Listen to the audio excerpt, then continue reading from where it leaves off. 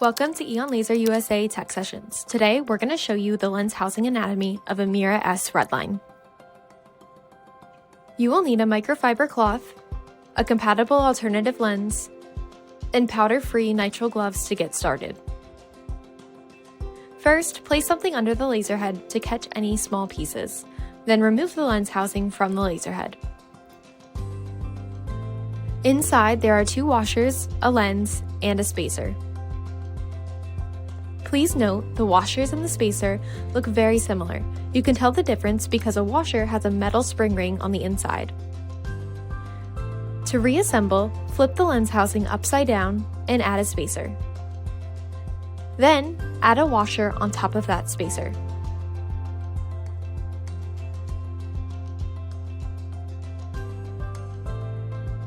Flip the lens housing upright and place the lens dome side up. Then, the second washer, place on top of that lens. Lastly, place the lens housing back into the laser head. And you're all set. Thank you so much for watching.